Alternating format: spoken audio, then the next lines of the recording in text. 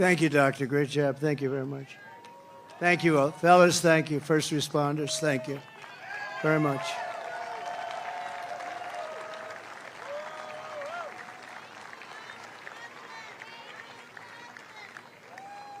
People are here for a long time, and we appreciate it very much. And so sometimes that happens. A lot of times that happens, actually. But she'll be great. You watch. So 12 weeks ago, we all took a bullet for America, and all we are all asking is that everyone goes out and votes. We got to win. We can't let this happen to our country. We can't take another 4 years like this. We won't have a country left. We're not going to have a country left. And all of this will be for nothing if you don't get out and vote. It will all be for nothing. We will have talked about it, and if we do it, it'll be the greatest achievement, I think, in the history of politics for all of us for this age. Because we're going to change our country around and fast. We're going to do things that nobody thought were possible. We're going to do them fast. So Pennsylvania, it's time to stand up for America and a time to save our country. This is really about saving our country. It's never been like this. When you look at the crime, look at the crime. Look at the people that are coming in, murderers. 13,099 murders let in over the last short period of time.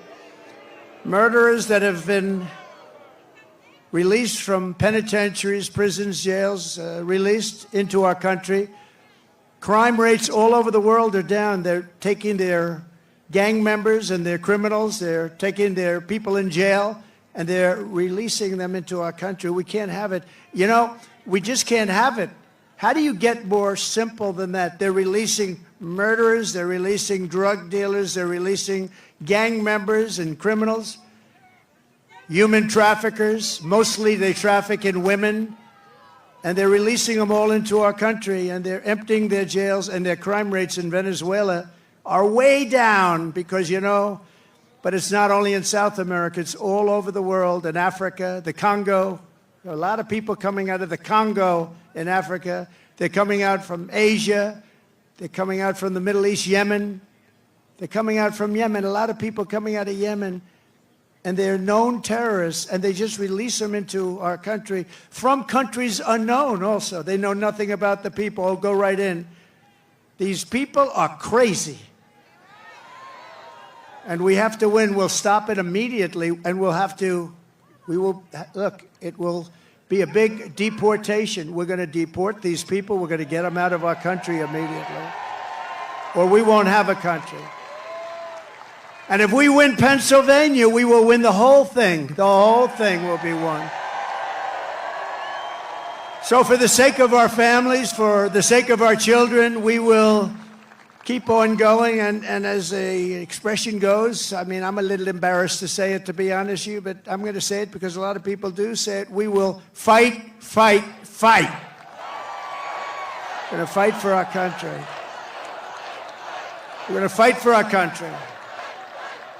And together we will save this country, we will restore the republic, and America's future will be bigger, better, bolder, brighter, happier, stronger, freer and greater, and more united than ever before. Our country will be united. You'll watch, you'll watch.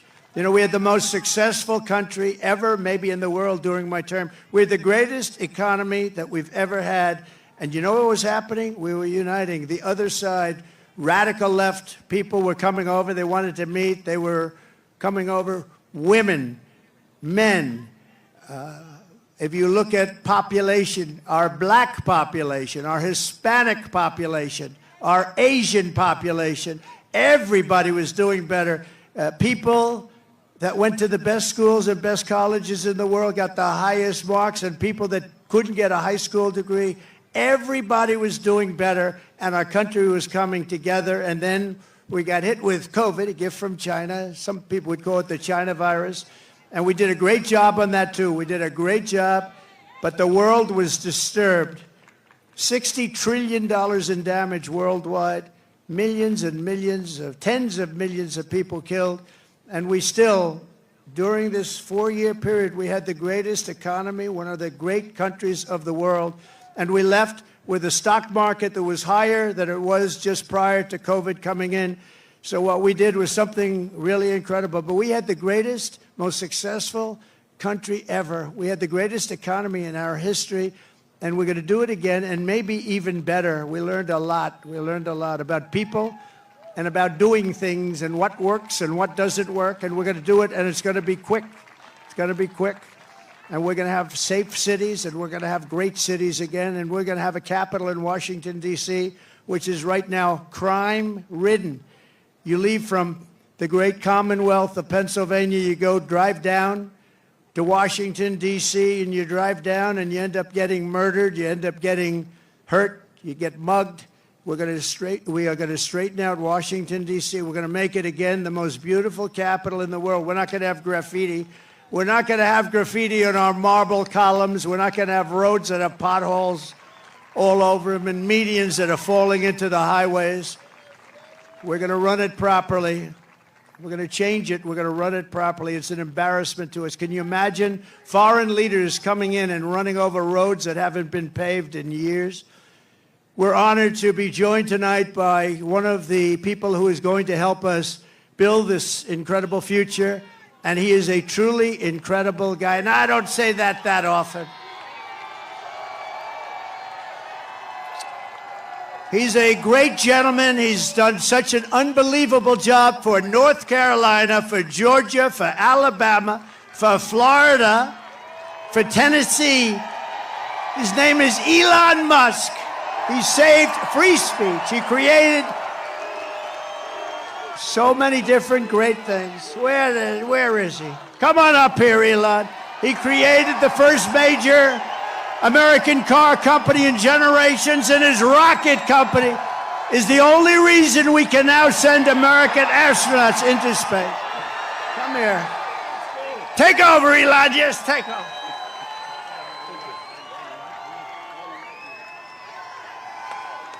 Hi, everyone.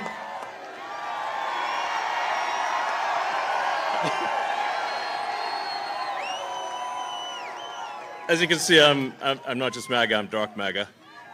Well, first of all, I want to say what an honor it is to be here. And,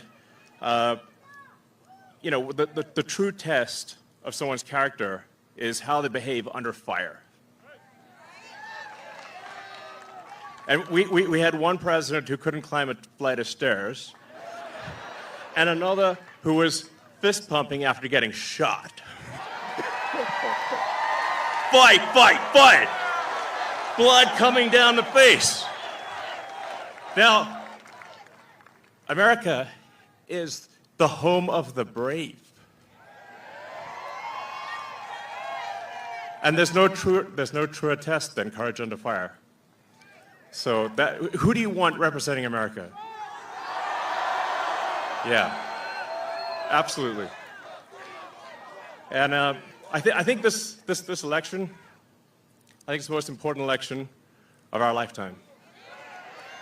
This is no ordinary election. The other side wants to take away your freedom of speech. They want to take away your right to bear arms. They want to take away your right to vote effectively. You've got 14 states now that don't require voter ID. California, where I used to live, is just passed a law banning voter ID for voting. I still can't believe that's real. So how are you supposed to have a proper election if there's no ID? It's just meaningless. And free speech is the bedrock of democracy. And if people don't know what's going on, if they don't know the truth, how can you make an informed vote? You must have free speech in order to have democracy. That's why it's the First Amendment. And the Second Amendment is there to ensure that we have the First Amendment.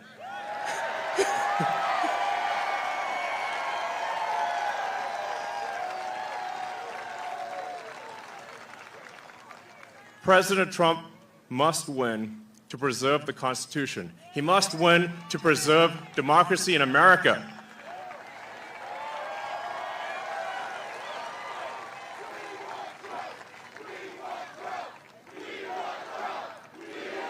Yes.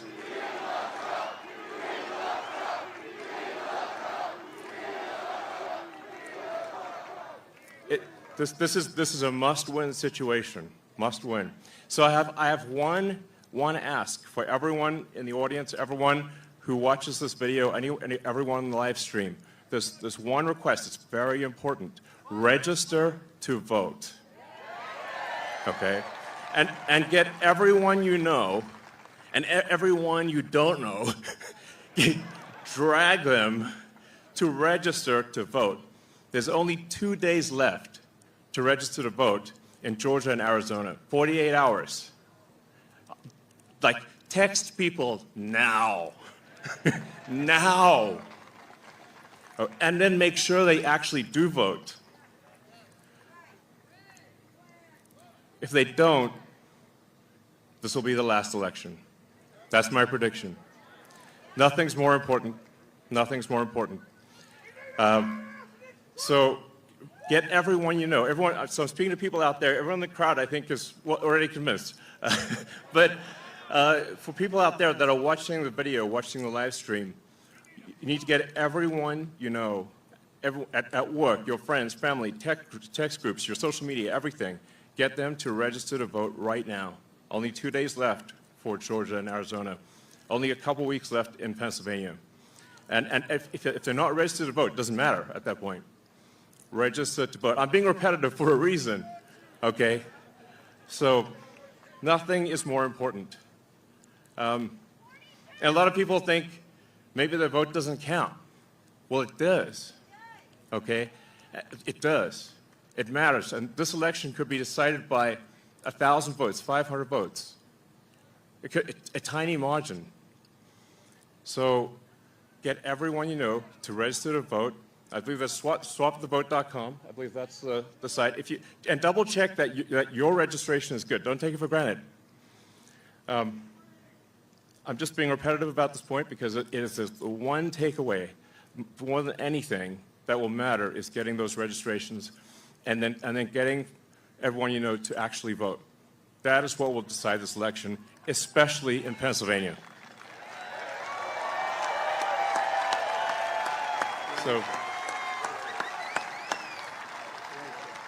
So thank you, and honestly, you want to just be a pest. Just be a pest to everyone you know, people on the street, everywhere. Vote, vote, vote. Fight, fight, fight. Vote, vote, vote. Thank you.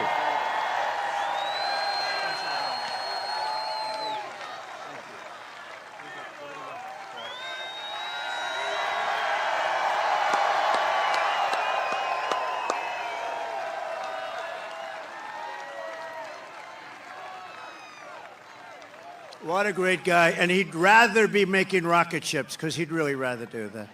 Nobody better. I think he's got 90% of the rockets that go up. But Elon, thank you very much. Incredible, incredible. What he says is true.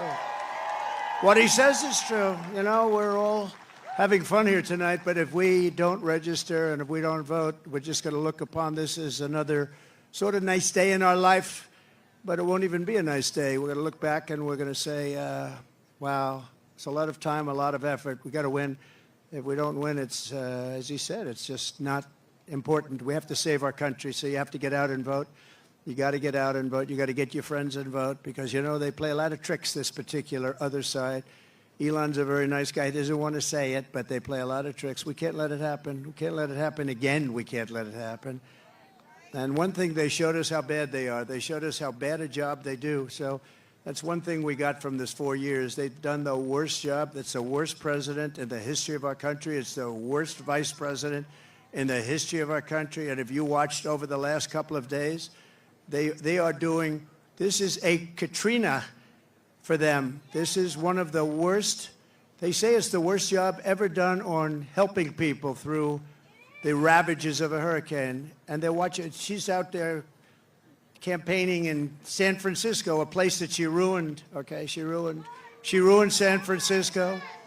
She ruined, think of this, she ruined San Francisco. She was the worst DA, and she ruined the state of California, and now she wants to ruin the United States of America. We can't let her do it. So I called Elon to tell him that they needed Starlink as an example. They couldn't get Starlink. I didn't know what Starlink was, I must tell you. Elon, I'm so embarrassed. I didn't know what the hell Starlink was. He loves Starlink. He can tell you every little screw that's needed, every wire. Me, I didn't know. But when I was in North Carolina and Georgia just the other day, yesterday to be exact, but they were saying we have tremendous communications, especially in North Carolina, and we have tremendous problems. We have no communication. The poles were ripped down, the wires were underwater, houses were destroyed, possibly 1,000 people, maybe more, will be, there's 600 people missing. Missing is not good, because you know what missing means generally. That's really bad. And they had no communication. They had literally no communication with, they called it the mainland, because the water was so crazy. It was like they were in the middle of a lake, and they'd never seen anything like it. And they said, do you know somebody named Elon Musk? I said, yeah, I happen to know him a little bit. He just endorsed me, actually. Although he endorsed me a long time ago, but he still, to me, every day is a good endorsement from Elon. Nobody's smarter than Elon. And they said, could you do us a favor? Could you help us? We're trying to get Starlink, and it's very hard to get. Most people say you can't even get it. I called up Elon. I said, North Carolina's in big trouble. Georgia's in big trouble. They need communication. They have none because their poles have been knocked down and their wires are underwater and even dangerously underwater, but they have no communication. Elon, could you do something about Starlink, whatever the hell that is, Elon? Whatever Starlink, that's all they want to hear is Starlink. And an amazing thing happened. I got a call from one of the top people in North Carolina. I got a call from another great person in Georgia. And I wasn't finished with my phone call yet. And they got word that Starlink would be delivered to the States. I said, no. And I said, what the hell is he? What kind of a system is that? Normally you'd have to hang up and he'd go and call people. He did it during the phone call. What kind of a system do you have? That's why he's a very advanced person. But I want to thank you, Elon, because I got it. And I said, how does it work? 2 days later, how does it work? They said, much better than the wires. So now I'm saying, why the hell aren't they? You're going to come out very well anyway. And he also said, you don't have to pay me. You pay me someday when you get the money back. You don't have to pay me. He wanted nothing. He's a great guy. Thank you, Elon, for being here. Thank you very much. Great honor. Great honor.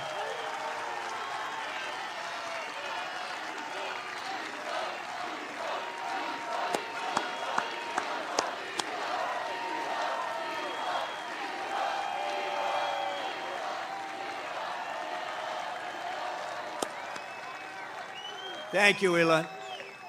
And that's heartfelt. I can't even see the end. That's a lot of people here today.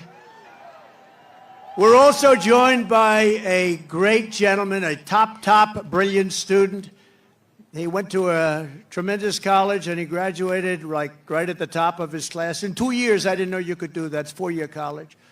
Then he went to the military. Then he came out and he did fantastically inside the military. Then he came out, he went to Yale. Without the benefit of family ties. You know what that means, right? Without the benefit. That's pretty good without family ties. I don't know too many of those people. They had no family ties. He got in. He can't get in. And he graduated along with his wife. They're not going to have any problems with your kids academically, I can tell you. His wife and him were like the top students in the class.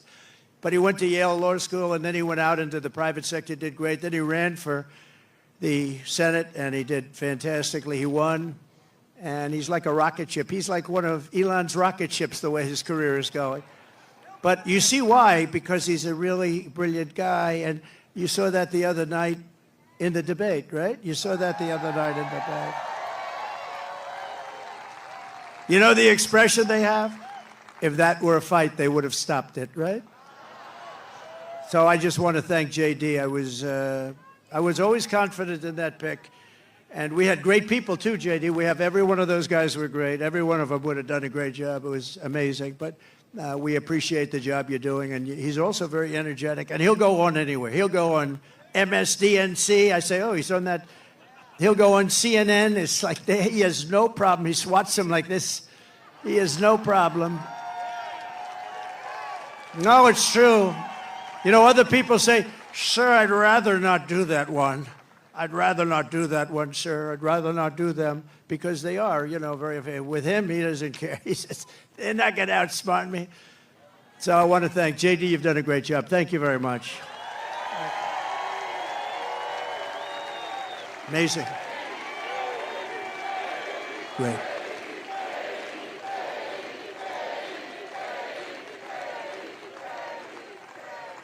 We have a lot of senators and a lot of people from Congress. I'm going to introduce a few of them that are really outstanding, and they are warriors and they're great patriots. Senator Eric Schmidt. Where's Eric Schmidt? He's around here someplace. Nice, tall, handsome guy. Thank you, Eric. What a great job you've done. He helps us so much with the Senate, and we've got a great Senate. We have to get a couple of more senators elected. I think it's going to happen, too. I think it's going to happen. We have members of Congress here. Dan Muser. Dan, where's Dan? Great. Great job. Real warrior. These are warriors. Guy Reschenthaler. That's the hardest name in the Senate to pronounce, but I've learned how to pronounce it. Guy, thank you very much. Great. Where's Guy? Guy, thank you very much, Guy. Glenn G.T. Thompson. Fantastic guy. Thanks, Glenn. Great job. John Joyce. Thank you, John. Great. Corey Mills. He's out there fighting, too. He's out there. He is out there in North Carolina, Georgia. He's out there helping people. Mike Waltz, who's a tremendous national security asset. Thank you, Mike. Thank you, Mike. Okay, and a man who was my doctor. I got to know him as a doctor in the White House, right? And then before that, he was actually an admiral, and then he went to the White House. He was a great admiral. He was a great doctor. And I love him for one reason. They asked him in the White House, the press, the fake news media said, who is the most? He was the doctor for Obama, Bush, and Trump. That's pretty good, right? White House doctor for the three of us. He said, the press, who is the healthiest of the three? He said, definitely it's Donald Trump. There's not even a contest. And I love that guy. When he said that, JD, when he said that, I said, I like this guy. So then he said, you know, sir, he was leaving the White House. He said, you know, I'd love to run for Congress. And he ran against 28 people. They were all running for the Republican primary because whoever won that primary is going to win. I think it's a Trump plus 48. Whoever wins gets 48 point start. And not only did he win, he won easily. And now he's one of the most popular people in Congress and one of the most talented, maybe more importantly. Ronnie Jackson. Ronnie? Where's Ronnie? Where is he? Oh, good. Thank you, Ronnie. And you got a lot of talent surrounding you there. I think it's very important also. We're here for a reason, and that's to win and to honor Corey. But Corey wants us to win, too. And there's a man in the audience that's been very much a career path, a little bit like J.D., a great student, great talented student, and fantastic in the military, then went out to be a tremendous success, one of the most successful people on Wall Street, actually. And he's tough and he's smart, and he's going to make sure you always have fracking in Pennsylvania. And he's going to make sure you have many other things other than fracking. You have a senator that now does nothing. He does nothing. And he doesn't fight for you. He votes with Biden, if you can believe it, like 100% of the time. But this guy, and you know, we're lucky that he does it. I don't know. He might not have done it if he had it to do again. I don't know.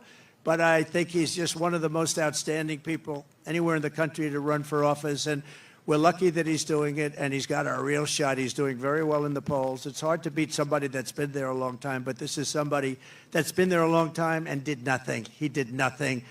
And his name is David McCormick, and he's great, and I hope he's going to be your next senator.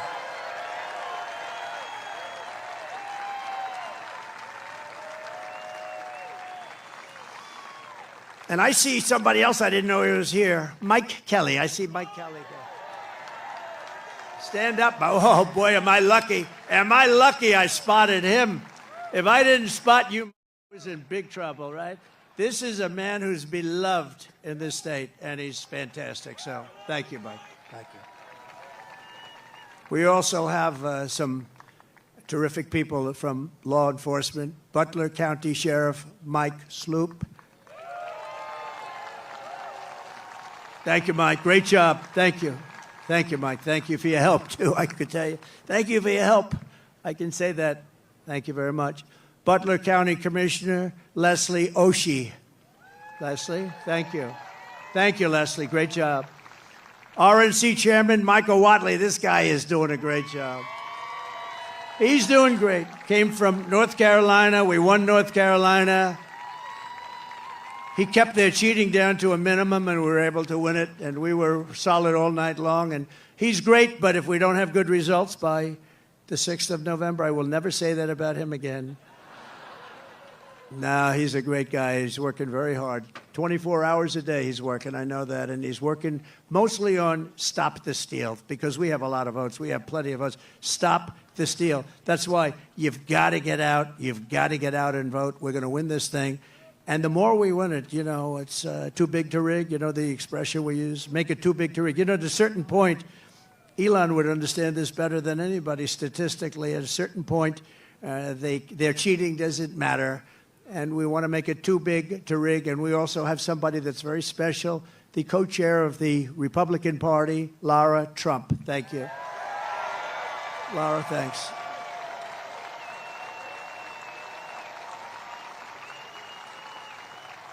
And, you know, oftentimes with families, they say, oh, you know, why did you put that one in or this one in, and all the different people. So many people have problems with that.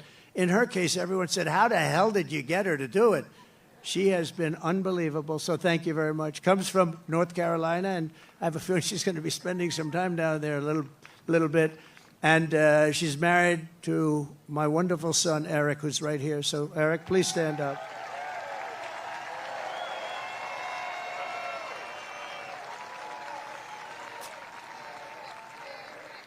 He's a great guy. Eric has a distinction. He has gotten more subpoenas than any man in the history of our country by about 10 times. Every day Congress would meet, they'd send him a subpoena. What is it about? They have no idea. But I think he's got the all-time record, and he's handled it all beautifully. Thank you very much. Thank you very much. A friend of mine, a great, great businessman, one of the most respected people, and he made a big, big contribution yesterday to Georgia and a big contribution to North Carolina. Steve Witkoff is here. Hi, Steve. Thanks. And another man who's one of the greatest businessmen in the country, he actually said that if Trump doesn't win, this country is going to go into a massive depression. Well, I don't know about that, but he has been a very good predictor, I will say that. And truly one of the greats, one of the great pickers, picker meaning stocks. He knows what he's doing, and highly respected by everybody. John Paulson. Thank you, John. Great. Great guy. Now, we have so many others, and I won't do it because we have to really get out of here before it gets too cold for people. But I love it much better because there's one teleprompter. Not that I use the teleprompters too much. Isn't it nice to have a president that doesn't need a teleprompter?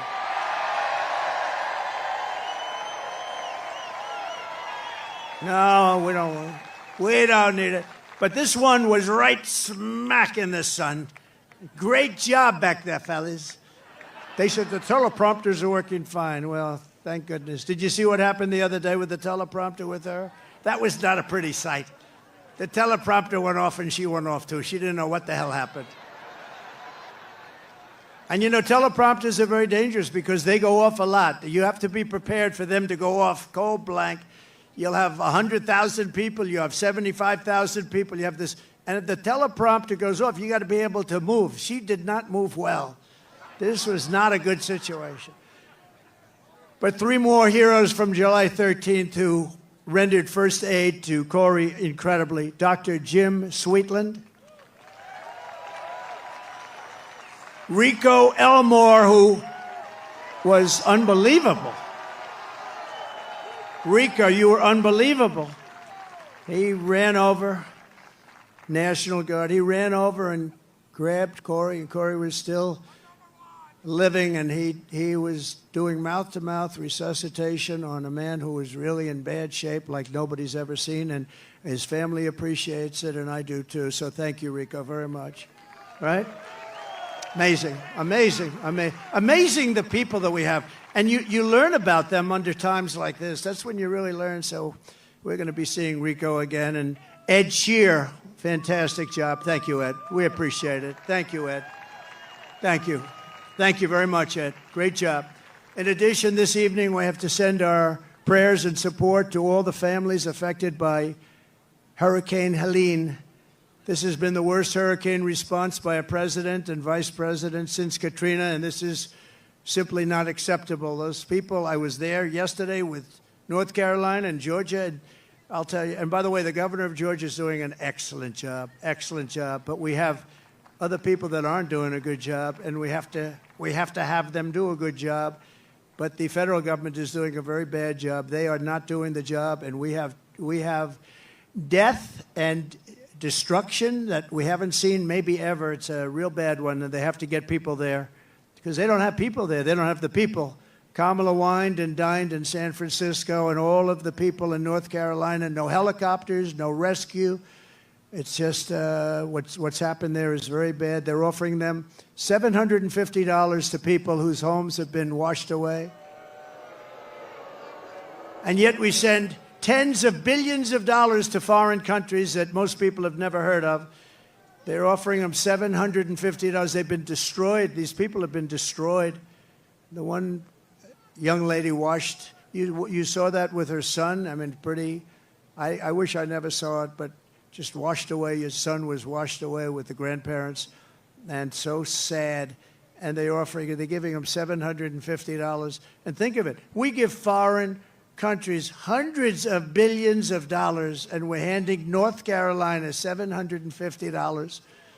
If you want a president who won't even try to save you when the floodwaters are rising, vote for Kamala. She's not the right person. Look, you know what? If they did a good job, I wouldn't have run. To be honest with you, I didn't need to do this. I didn't need to. If I thought they were doing an even modestly good job, I wouldn't have run. But I saw right from the beginning, grossly incompetent, and I was right about that, and I decided to run. And we're doing really well. I was telling you about polls. We're way up in some polls. We're up in other polls. And with the swing states, I think most of them have us up in every single swing state, including the great commonwealth of a place called Pennsylvania.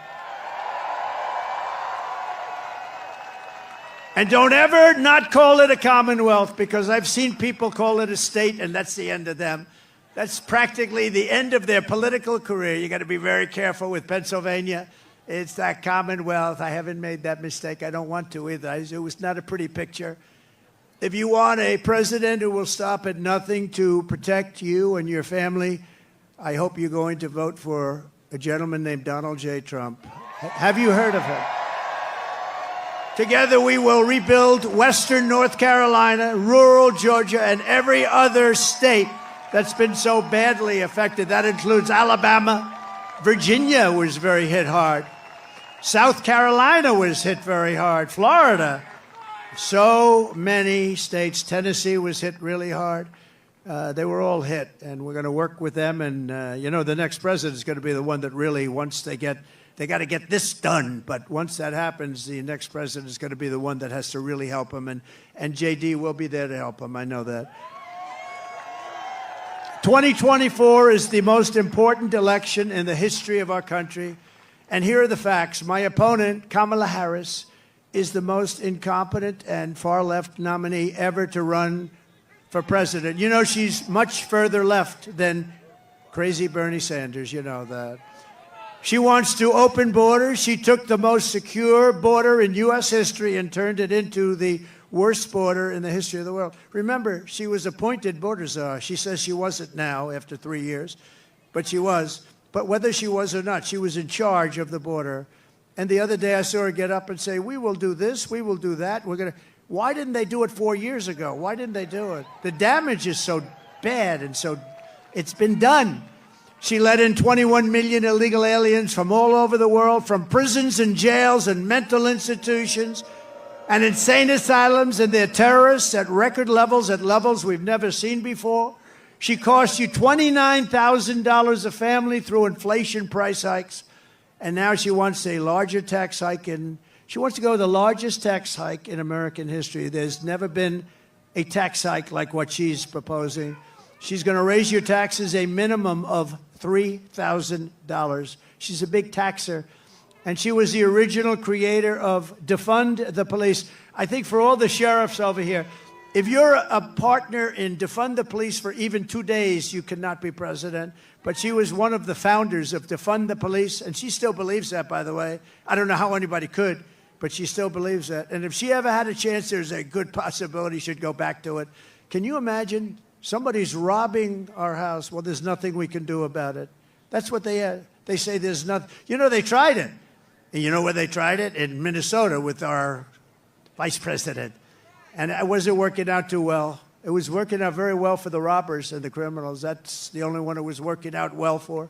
Kamala Harris vowed to abolish ICE. She wants mass amnesty and citizenship for illegals. And worst of all, she lost, and this is maybe the worst thing in the whole, that nobody talks, the fake news won't mention it. She lost more than 325,000 migrant children that are now dead in slavery or just plain missing, probably never to be seen again, never to see their parents again. But this isn't like, this is 325,000 have been lost.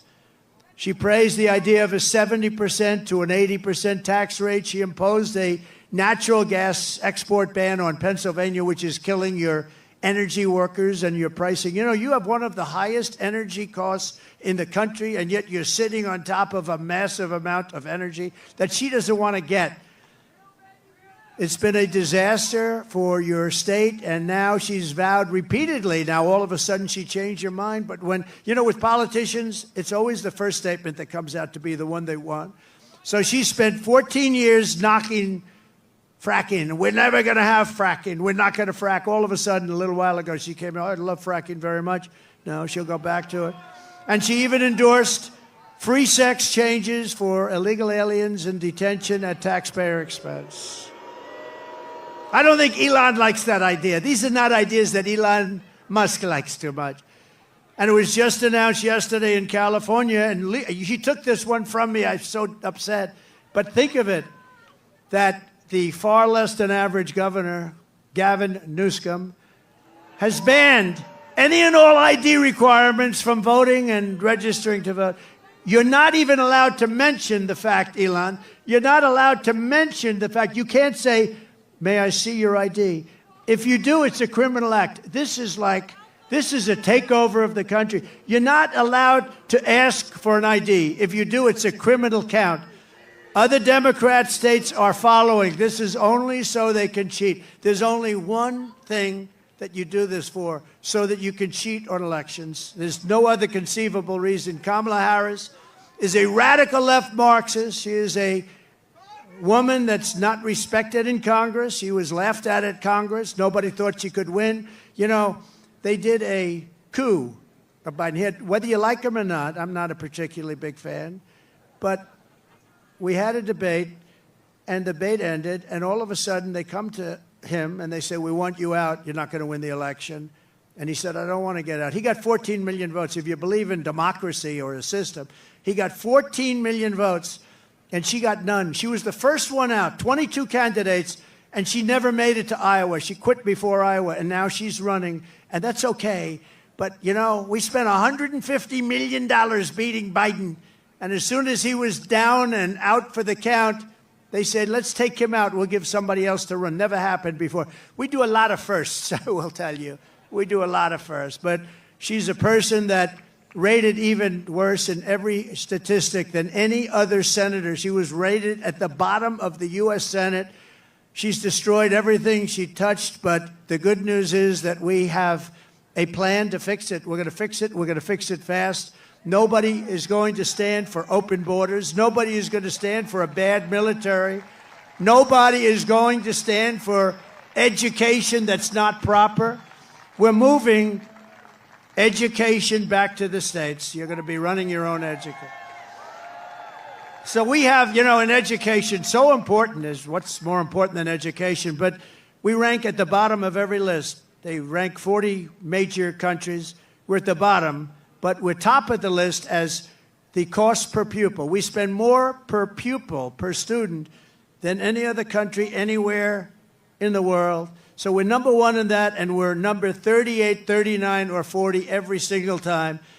And you have Denmark, you have Sweden, you have Norway, you have China. It's always a top 5. Can you believe it? China's a top 5. That's amazing.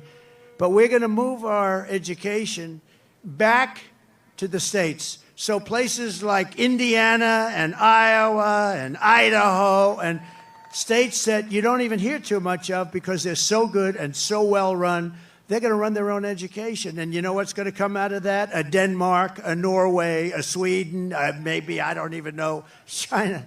Can you imagine China with 1.4 billion people is a top 5, and we're close to 40. We are 40 sometimes. Starting on day 1, I will seal the border and stop the migrant invasion into our country. We will begin the largest deportation operation in the history of the United States. Dwight Eisenhower right now has that record. It's not, and by the way, it's not something I want to do. I dread having to do it, but we have no choice.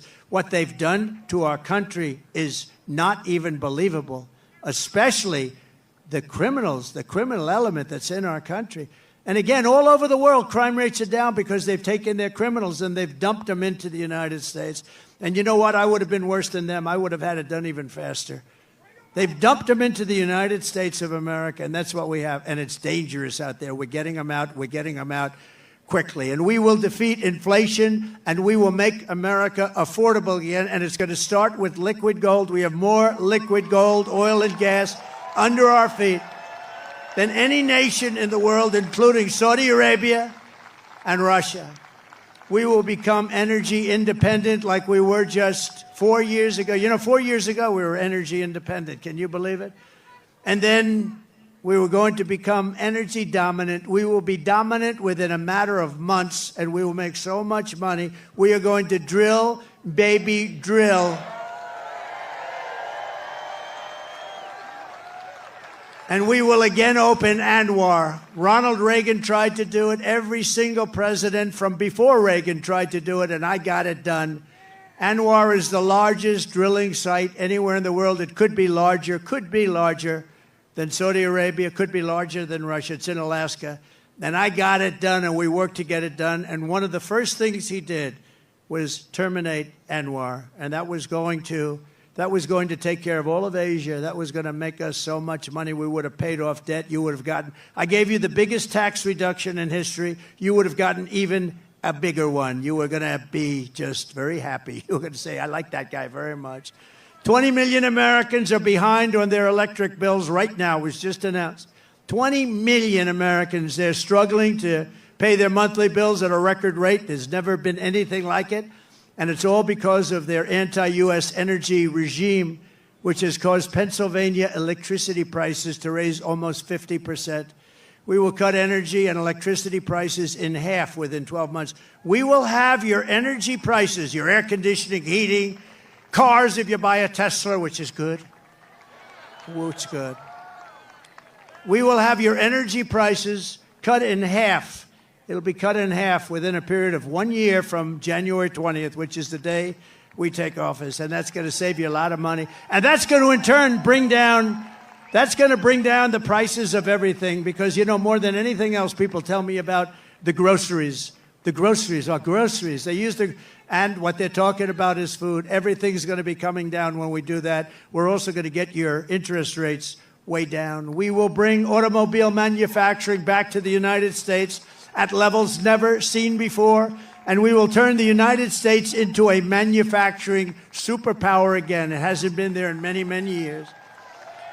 We had it started 4 years ago. The centerpiece of my plan for a manufacturing renaissance will be a 15% made in America corporate tax rate. In other words, if you make your product in the United States, you get a rate. So I cut it from 39% to 21%. Everyone said that was impossible. I got it done, and we had the best boom we've ever had. We did more revenue when we had it at 21 than when it was at 39. Think of it, much more. The following year, we did much more. And then I'm going to take it from 21 to 15, which will make us the most competitive country in the world. Nobody will be able to compete with us. But that 15 rate only goes for those who make their product in America. They have to make their product here, otherwise they pay 21. And we will protect those companies moving into America and all of our existing companies with stiff tariffs placed on companies that don't move in. If they don't come in, if they don't want to make their product here, that's fine, but they're going to be tariffed. We have to protect our companies, and that's what we're going to do. The only way they can get out of paying those tariffs is to build their plants and factories in America.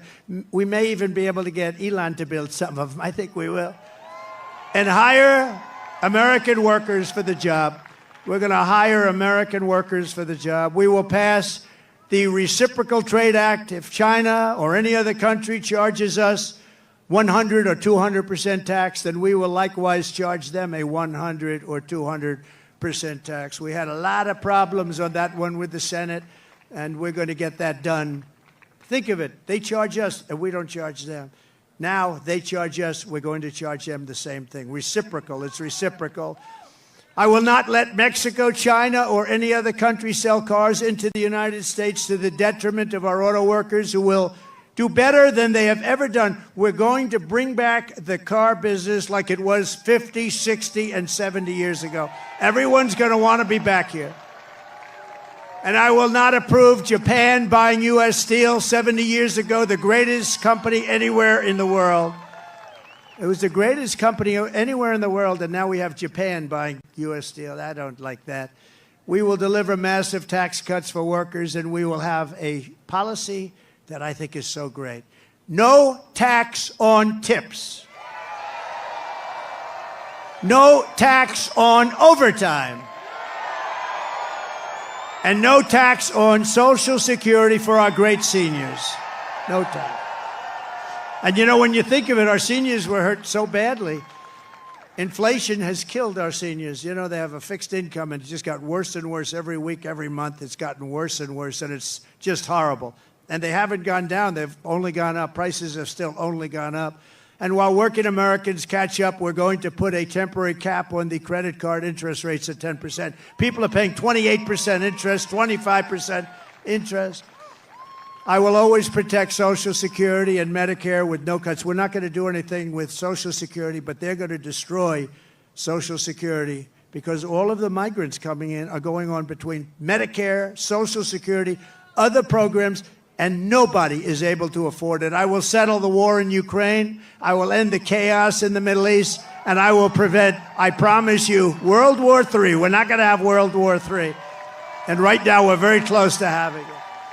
We will lead the world in space exploration. Thank you, Elon. We will lead the world in military, and we will reach Mars before the end of my term. Elon promised me he was going to do that. I don't know. Can you do that? Stand up. Can we do that? He wants to reach. I think he's going to do it. JD, work on him. Work on him.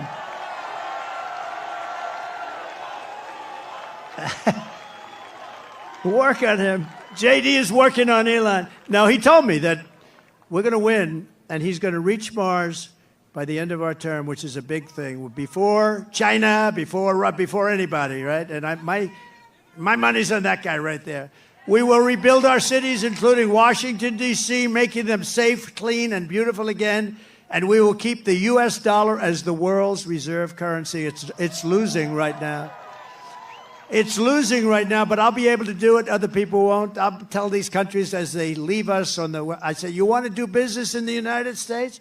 You're going back into the reserve currency. And if you don't, we're going to charge you a big, fat, beautiful tax to do business in the United States. And they're going to say, I would love very much to go back into the U.S. reserve currency. No, we're going to save it. But these people aren't going to save it. They don't know how to talk. They don't know how to think. Together, we will deliver low taxes, low regulations, low energy costs, low interest rates, and low inflation so that everyone can afford groceries, a beautiful car, and a home. Very basic. It's very basic. We will stop the invasion, end migrant crime, strengthen our military, build a missile defense shield around our country, keep critical race theory and transgender insanity.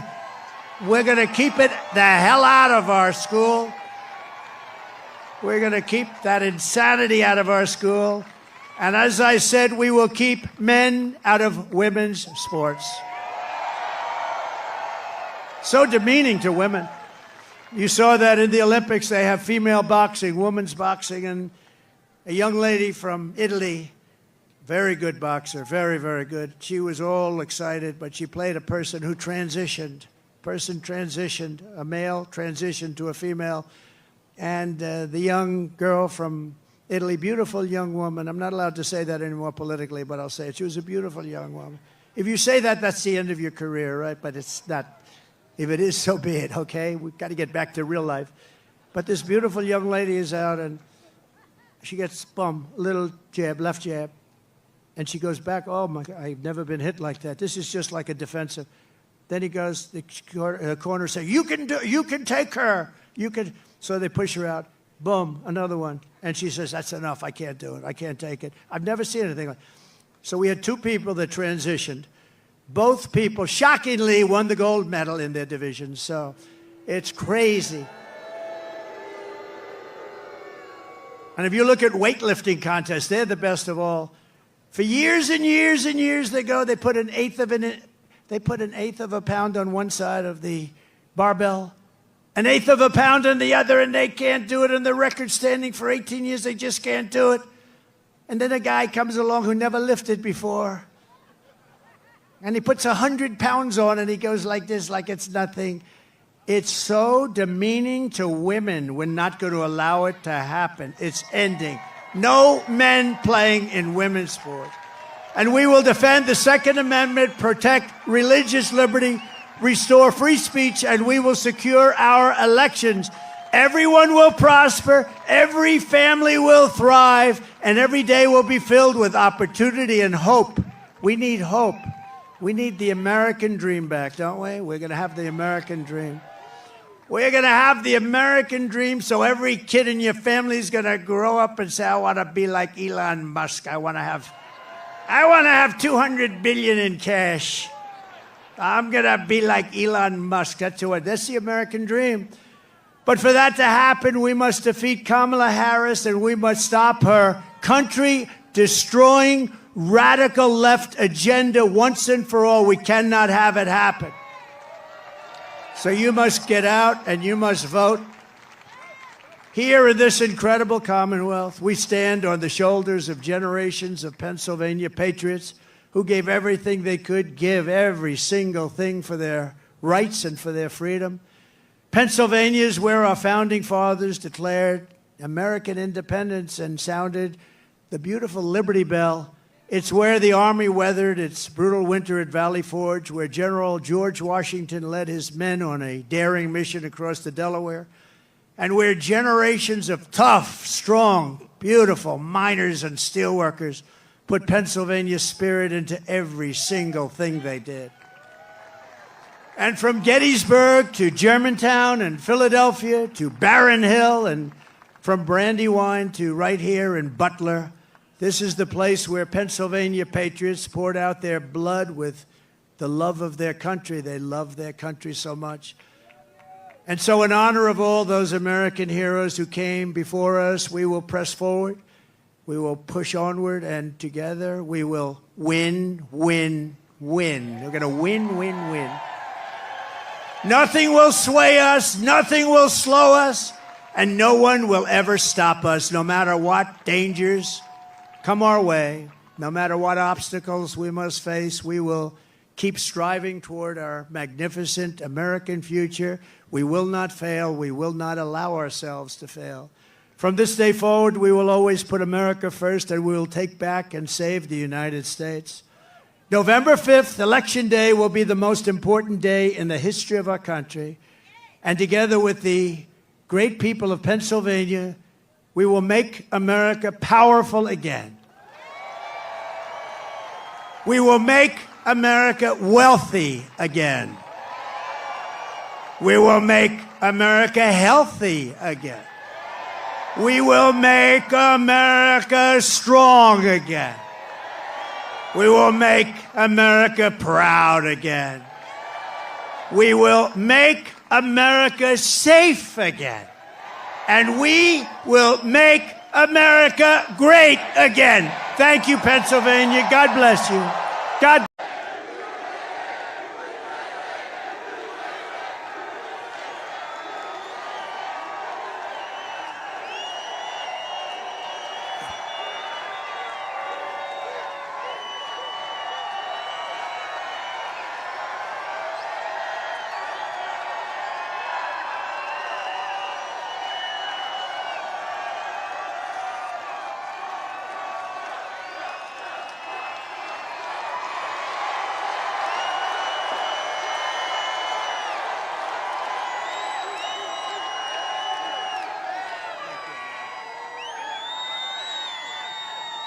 Lee, thank you very much, really, and thank you, a very big thank you to Pennsylvania. We love Pennsylvania. And as I was saying,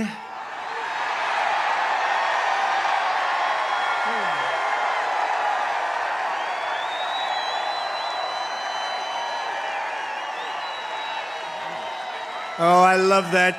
I love that chart. I love that graph. Isn't it a beautiful thing? But also beautiful because look at the number. That's the day I left office. It was the lowest Border Patrol, the lowest it's ever been. Illegal immigration. Today it's out of control. But I love it for other reasons, too. You know that. So thank you very much. And thank Lee and what Lee has done with that song. And it's such an honor to have it. I want to just let you know that tonight I return to Butler in the aftermath of tragedy and heartache to deliver a simple message to the people of Pennsylvania and to the people of America. Our movement to make America great again stands stronger, prouder, more united, more determined, and nearer to victory than ever before. We're going to make America great again. Going to win the election. Going to win the election. And to all Americans, whether you are Republican, Democrat, Independent, Conservative, or Liberal, or you have no label whatsoever, it makes no difference. Our movement, it belongs to you. It belongs to our country. It belongs to our country. And together, in just 1 month, we are going to usher in a new golden age of American security, prosperity, sovereignty, and freedom for our citizens of every race, religion, color, and creed. Exactly 12 weeks ago this evening on this very ground, a cold-blooded assassin aimed to silence me and to silence the greatest movement, MAGA, in the history of our country. MAGA. We love MAGA.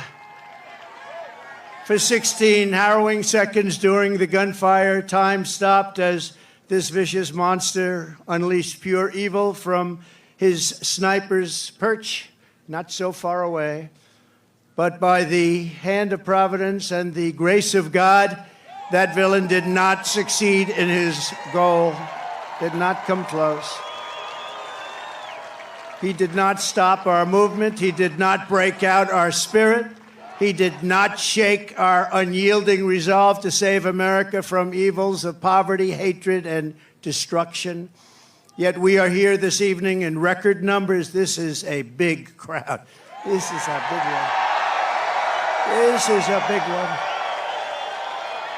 Not only to mark the triumph of American spirit, but over, and you know that this is really, truly, in the truest sense, spirit over evil and adversity, but also to pay tribute to some of the best and bravest we have ever known. This field is now a monument to the valor of our first responders, to the resilience of our fellow citizens, and to the sacrifice of a loving and devoted father, a really great man. You know that. Forever afterward,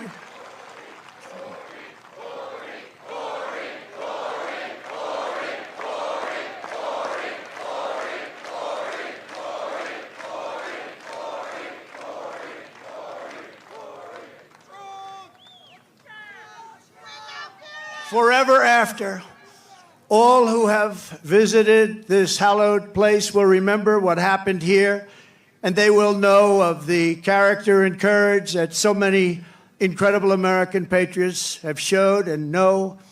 and they know it at a level never seen before, probably. First, I want to thank the men and women of the U.S. Secret Service who threw their bodies on top of mine without even a thought for their own lives. They were on top of me so fast. They were on top of me, and there was not even a moment of doubt in their minds. You watch those tapes, not even a moment of doubt. I want to thank Secret Service. They're great, great people. They are great people. And in that moment, those agents displayed a devotion to duty that cannot be described, and they did it yet again less than 3 weeks ago when they really did a fantastic job. Another attempt. It was another attempt. We have an evil world. We have a very sick world. My gratitude to them is beyond measure. We also owe a tremendous debt, thanks to the Secret Service counter sniper and a local police sniper who returned fire within seconds and stopped the shooter quickly and saved many lives. If he didn't stop, he saved many lives. He had a lot of bullets, a lot of ammunition up there with him. And we are, just amazing when you think they did it so quickly without any knowledge of what was going on, boom. And had that not happened, it would have been a very different story. It would have been potentially many people. I also want to express our thanks to the Butler Township Police Department, incredible people. The Butler Sheriff's deputies, Pennsylvania State Police, and all of the other law enforcement heroes, as well as the emergency personnel and doctors, the medical teams at Butler Memorial Hospital, Allegheny General Hospital, who rushed me and rushed some of these very badly wounded people. They were wounded, a lot of badly wounded people, and in particular two people, and I tell you, they were very brave and great people. They were big Trump fans, and they still are. That means something. That was pretty amazing. You know, when I got up, I asked whether or not anybody was killed. I assumed that there would be a lot because I heard the bullets winging right over my head. They said probably 3. The doctors did such an incredible job. It was one great gentleman, but the other 2 have been amazing, actually. They've gone through it. They've gone through a lot. And when the crisis struck, they did really Pennsylvania proud. You've heard that expression, Pennsylvania proud. It's a great place. I went to school. I went to college in Pennsylvania. It's a great place. The people are incredible. Also, and I have to say, after returning to the field tonight, is one of the really brave Americans who was hit by the assassin's bullet, U.S. Marine veteran David Dutch. David, thank you. Thank you, David. Thank you, David. And David, we're thrilled to see your recovery is going well. Great doctors up here, I have to tell you, great doctors. Your courage is really an inspiration to us all, so I want to thank you very much, David. A great gentleman, great gentleman. I want to send our love to someone who could not be here because he has just undergone a major surgery related to the shooting. A man who was really badly wounded, like David, James Copenhaver, because James was a wonderful man, a big Trump fan. And Mr. Copenhaver is out there watching us right now, but he's in a hospital where they did some additional work, but he's in great shape. He wanted to be here so badly, but he's in great shape, and we appreciate it, and we're looking to his full and complete recovery. He will have a complete recovery. Thank you. Thank you very much. And of course, there's one more hero who could not make it back here tonight because he is no longer with us, right? You know who that is, right? Corey, our beautiful Corey. Corey is not with us tonight, and he should be. And we all miss him. He's become somewhat of a folk hero, I have to tell you. Who is with us is his beautiful wife and daughters and relatives sister.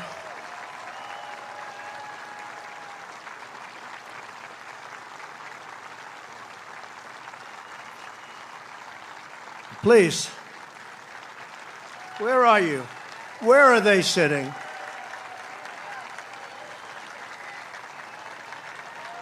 There they are. There's a lot of people. It's not easy to find people in this audience. Goes back further than you can see. Thank you very much. Thank you very much. Thank you very much. Great family, a great, incredible family. And he loved you a lot. And, you know, his wife said something very beautiful. The public, a lot of people, all of us, a lot of people have been very generous. And she said, I'd rather have my husband. That's a good thing to say. That's a good thing to say. I'd rather have my husband. Corey Comperatore was an incredible husband and father, a devout Christian, a veteran, and a proud former fire chief, very respected within the town. Everybody knew him. Few men volunteered to run into fires, but Corey was one of those who did. He ran into fires. I spoke to people that were where this guy would do anything. He was brave, right? Brave guy like you. And he was also a protector who put his life on the line for others, and he loved doing it. And when the sound of gunshots pierced the air on that July evening, Corey leapt into the fire one more time. In his last seconds of this earth, he threw himself on the top of his wife and daughters. He didn't want them hurt. He threw himself. He said he knew what was happening. He didn't want them hurt. And he was hit hard. He was hit hard. And he gave his life to shield their lives. Every father and husband in America hopes that if the time came, we would have what Corey had. Tremendous courage, tremendous guts, and he wanted to protect his family, and he did protect his family. At this time, it is 6:11, 12 weeks to the minute that the shooting began. I would like to ask everyone to join me in a moment of silence.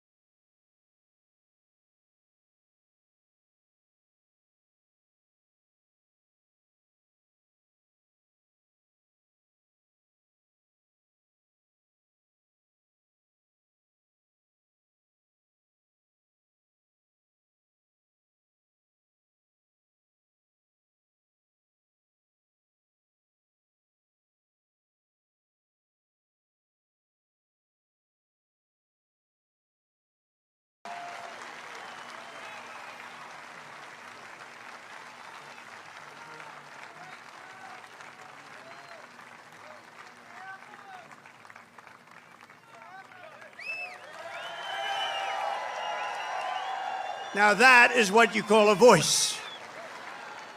One of the greatest opera singers in the world, and Christopher Macchio, who's truly a great talent, is going to be back when I leave, and I'm going to stay backstage watching every song. He's going to sing 3 or 4 great songs, Nessa Dorma and others. And so I wouldn't leave your seat too fast when we're finished today, but this is in honor of 3 great people, actually, 3 great, and in particular, Corey. And we appreciate it, but that is a real voice, isn't it, huh? That's not... What do you think, Mr. Future Vice President? Pretty good, right? I don't know if you could do that, J.D. I don't know. I don't think J.D. can do that. In the face of murderous hate, Corey answered the most selfless kind of love. We are joined this evening by Corey's incredible widow, Helen, his 2 precious daughters, Kaylee and Allison, and his sisters, Kelly and Dawn. Thank you so much. Thank you so much. This is an incredible tribute. This is a tribute like no other, and he deserves it. To Helen and the entire family, I can only begin to imagine the depths of your grief, but I want you to know that just like you, we will carry his memory in our hearts for as long as we live. Everybody in this stadium and everybody that was there on that tragic evening, we are thinking about Corey. We think about him a lot. I know he's looking down on us right now from heaven, smiling at his beloved wife and daughters and his mother, Karen, and his entire family. His entire family. And he's with you, and he's going to be with us for a long time because, you know, some people just don't die in vain, and what he's left behind is incredible. And so God bless you, Corey. God bless you. Thank you very much. God bless you. You know, I just one little story. Helen told me that on the day that they came to the rally, Corey was really excited because somebody gave him great seats right up front here with the people from North Carolina, the ladies from North Carolina. This is their 227th rally. I don't know what's going on with them. Those beautiful ladies. But they always seem to have good seats. You know? But Corey had the best seat in the house, and he was telling his wife and family on the way over in the car, he said, I'm telling you, he's going to invite me up on the stage, because I do that sometimes. I take people, we invite them up on the stage. And she smiled, thinking it'll never happen. And little did anyone realize that Corey would be on the stage 3 months later in an almost immortal position. And that's where he is today. He's on the stage in I think it's a truly immortal position. So the love that he showed on that day and throughout his life is the love that sustains the entire movement, love that our families have, and it's love of our communities and love of our country. It's a force more powerful than any hatred and malice, because even in the darkest hours it shines forth as a guide, and it guides us like nothing could ever guide us. It guides us really like a candle in the night. And so it's love like Corey's that is joining us to save our country, that's going to heal our country, and that is going to reunite our country as one nation under God, indivisible, with liberty and justice for all.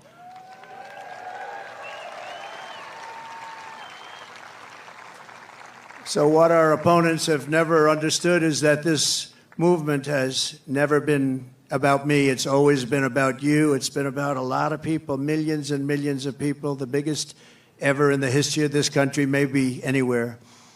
And everyday people who are the heart and soul of our country. They love our movement, they love our country, and they know they're doing right. Your hopes are my hopes, your dreams are my dreams, and your future is what I am fighting for every single day.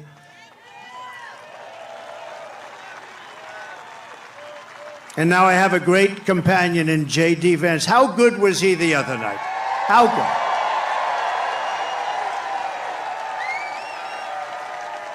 He was great.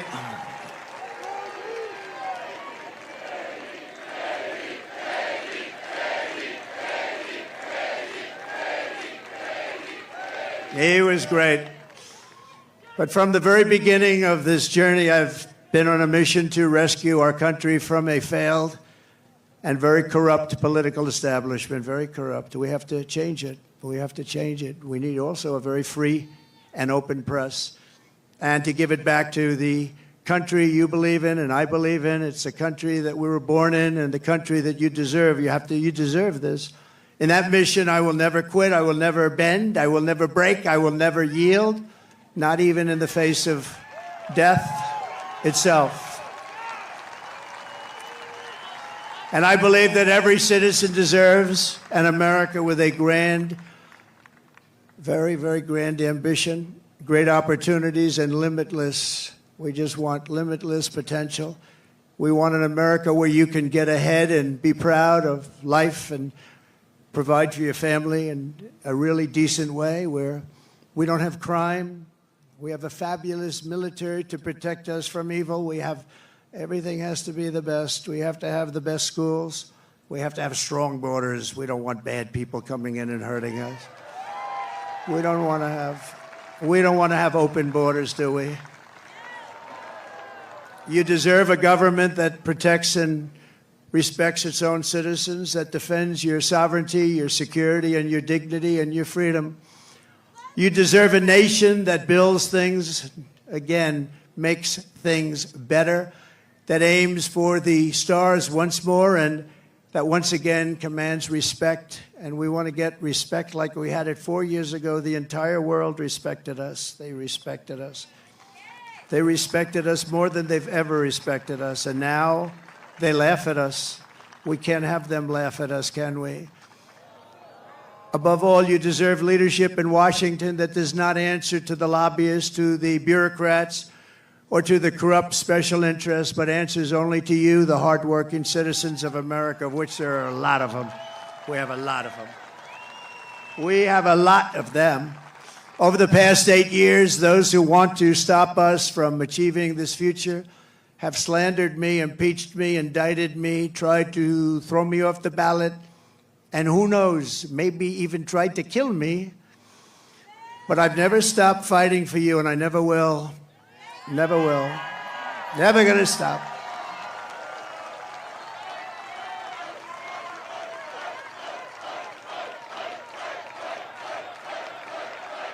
Thank you. Thank you.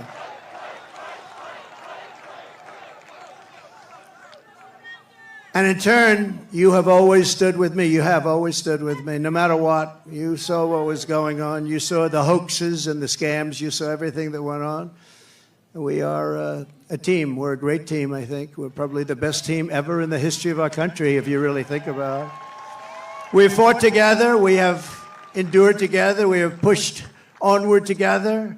And right here in Pennsylvania, we have bled together. We've bled. We've had 3 people that really got hit hard.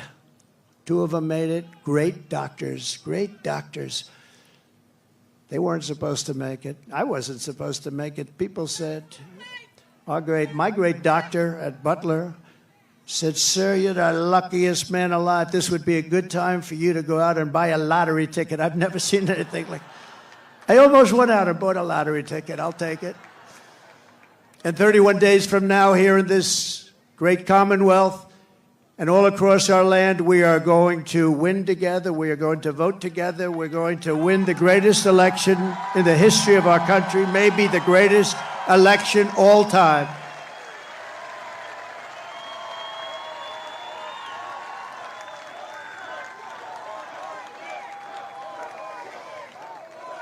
After we all have been through all of this together, nobody's gone through what we've gone through. Nobody. Because I go through it, you're going through it too. But there's never been anything like this. You know, I always say there's an enemy from within and there's an outside enemy. And if you're smart, the outside enemy is not going to be a problem. Russia, China, North Korea, we're not going to have a problem if you have a smart president. If you have not such a smart president, then it's a problem. But we have an enemy from within, which I think is much more dangerous than the outside enemy. We stand on the verge of the 4 greatest years in the history of our country. We can make these the 4 greatest years. We'll turn it around so fast that your head will spin.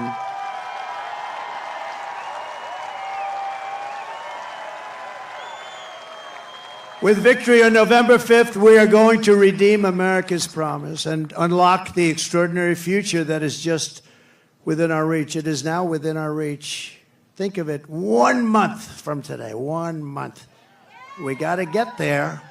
We got to get there. They'll drop all sorts of bombs. They'll be hitting you, JD. They'll be hitting me. These people, they'll hit and hit. But I think we've almost become immune to it, haven't we? We've become immune to it. You got a little dose of it, a couple of little doses. No, that's the only way. That's the only way they can even think about winning, with open borders. Who wants open borders? Who wants men playing in women's sports? Who wants sex change operations for illegal aliens in holding bins? No, I don't think so. We will begin a new era of soaring income, skyrocketing wealth, millions and millions of new jobs, and a booming middle class. We're going to boom like we've never boomed before. And we're going to unleash a manufacturing renaissance right here in Pennsylvania, including fracking like we've never fracked before. We're going to frack, frack, frack. You know, our opponent said, there'll be no fracking, no fracking. We'll never frack, we'll never frack. Then she started seeing poll numbers, by the way. And by the way, speaking of poll numbers, do you mind if I mention poll numbers? Because I only mention them when they're good. I never mention it. But one that's hit me really amazingly, Rasmussen, very highly respected poll. JD, it just came out. I don't think you heard this one, but this is a shocker. You know, they always say the Democrats will win the Hispanic vote, but we've been creeping up rather rapidly. And Rasmussen is one of the most respected polls. I mean, Republicans would get 4, 5, 6, 9, 10%. They just came out with a poll, 62% for Trump. Think of that. Think of that. And 34% for Kamala. I don't usually use her last name because nobody knows who I'm talking about. I go, Harris. They say, who's Harris? It's happening all the time. Who's Harris? And we can't find out who she is, because if we do, our country is going to be in big trouble. We will live in a very beautiful city or town that are safe and clean, with borders that are sealed and secure. And again, we want people to come into our country. We all want that. We need that. But you know what? We want them to come in legally. They're going to come in legally and love for our country. And America will once again be strong and confident and free. And we're going to have that. We're going to have it strong, confident, and free. That's why I'm here today. You know, I could right now be having a beautiful life. I don't have to be here. I could be on a gorgeous beach someplace. I have such nice property. I could be in Monte Carlo, as an example, but I'd rather be in Butler with you. I'd rather be in Butler. And I think JD would rather be in Butler, JD.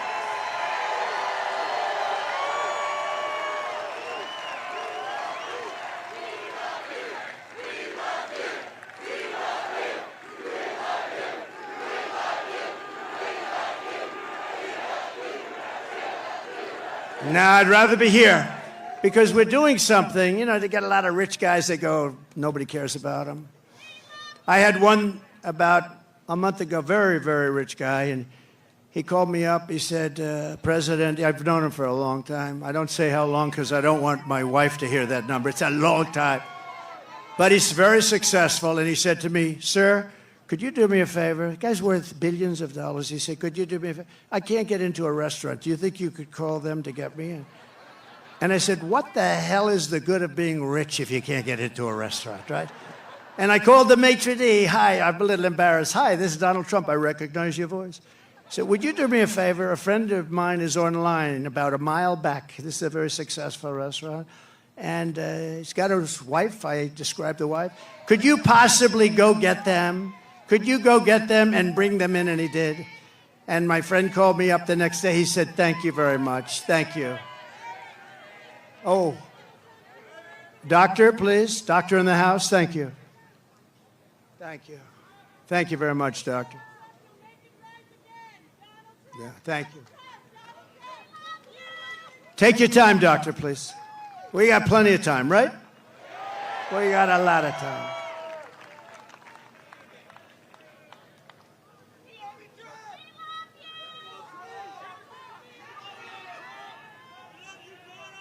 You doing okay?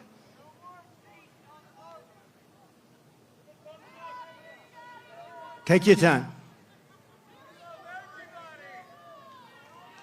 We've got to protect our people, right? Take your time.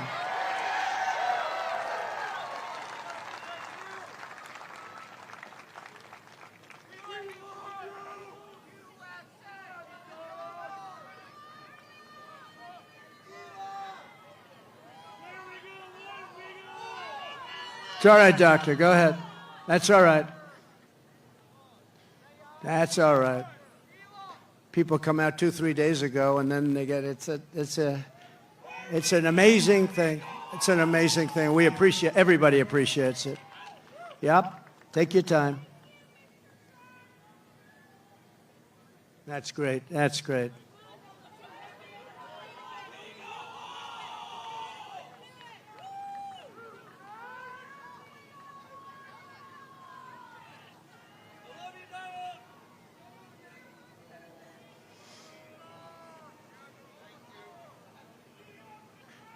Do we have the greatest people in the world? We have the greatest people in the world. First responders, thank you very much.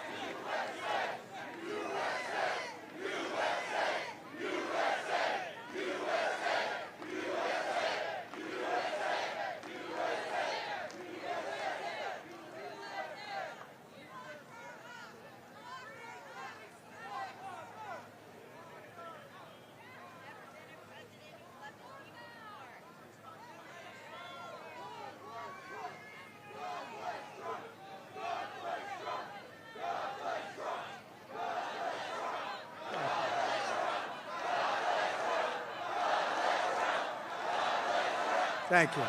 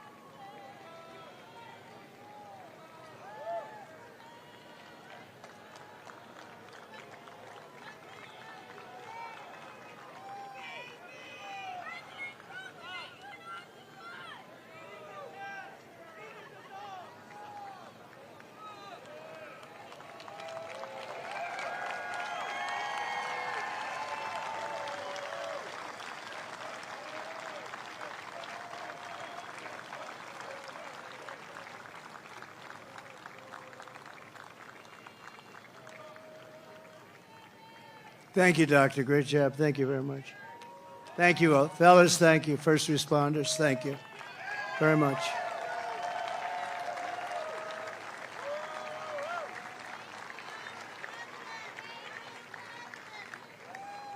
People are here for a long time, and we appreciate it very much. And so sometimes that happens. A lot of times that happens, actually.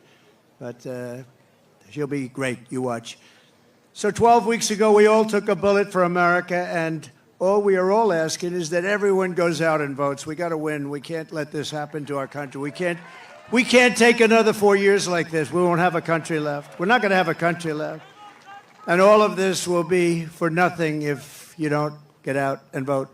It will all be for nothing. We will have talked about it, and if we do it, it'll be the greatest achievement, I think, in the history of politics for all of us for this age.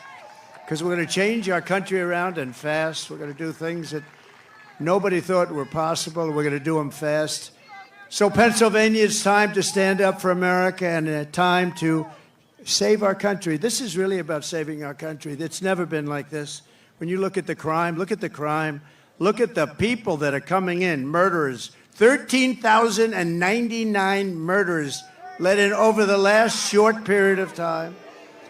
Murderers that have been released from penitentiaries, prisons, jails, released into our country. Crime rates all over the world are down. They're taking their gang members and their criminals, they're taking their people in jail, and they're releasing them into our country. We can't have it. You know, we just can't have it. How do you get more simple than that? They're releasing murderers, they're releasing drug dealers, they're releasing gang members and criminals, human traffickers. Mostly they traffic in women, and they're releasing them all into our country, and they're emptying their jails, and their crime rates in Venezuela are way down because, you know, but it's not only in South America, it's all over the world, in Africa, the Congo. There are a lot of people coming out of the Congo in Africa. They're coming out from Asia. They're coming out from the Middle East, Yemen. They're coming out from Yemen. A lot of people coming out of Yemen. And they're known terrorists, and they just release them into our country from